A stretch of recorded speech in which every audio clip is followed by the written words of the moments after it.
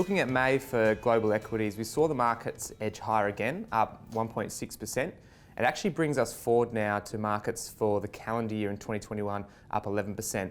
But what's more interesting is how extreme we've seen this bounce off the bottom. So if we go now back to the lows that we saw after the big sell-off in March 2020, we now have share markets up around 90%. So it really shows this extreme run-up that we've had.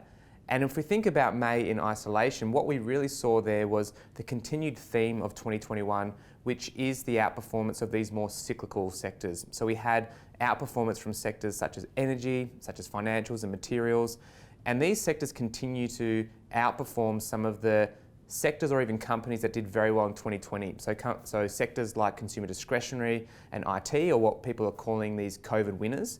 And if we break this down further into this value versus growth, we did see value outperform another 3% in May. But then if we even think back now around the past 12 months, value and growth are now even. And I think that's just really interesting to consider, because that's really a reflection of how extreme this rotation back to value has been.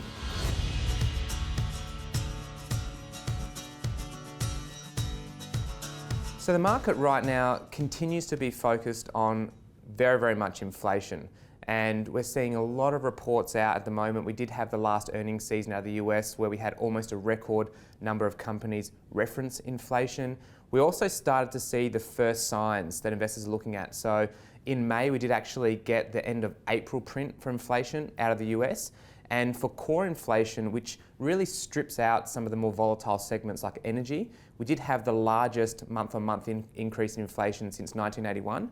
And it did bring us to a year-over-year inflation figure of 2.7%. So we are starting to get these signs of inflation coming through.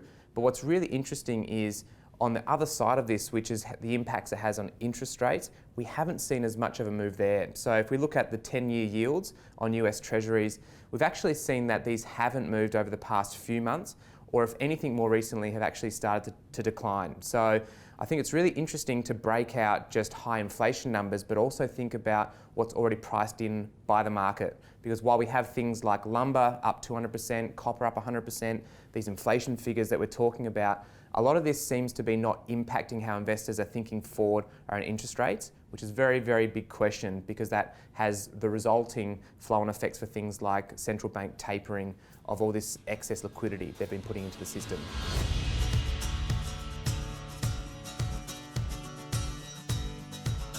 So the big debate right now, and the headline term is, will inflation be more enduring, or will it be, and the key phrase that's being brought out is transitory or short term.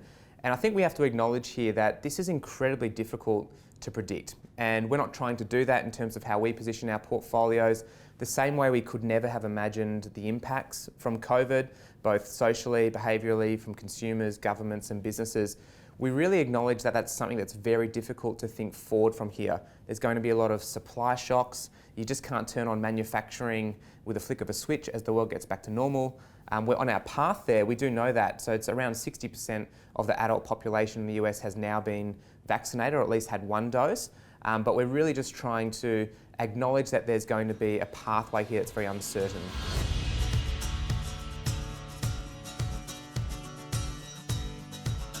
If we think forward around the outlook and how we're thinking about markets generally, but also positioning the portfolios, we are really in this interesting in-between zone. There's incrementally some data that's going to be coming through, but the market's trying to focus on things like, will future earnings actually make up for high valuations at the moment? Will figures like inflation not just be large, but start to show signs that it's not just transitory? And that's really going to start to drive how the market positions and whether it continues this rotation towards value. In our view, we actually think that this is presenting a very unique opportunity to capitalise on some of these truly special businesses that have actually sold off. Some businesses like Zoom that are down 60% versus the broader market over the past 6 or so months. And we're looking very closely here at how we can capitalise on some of these dislocations for great businesses in the future.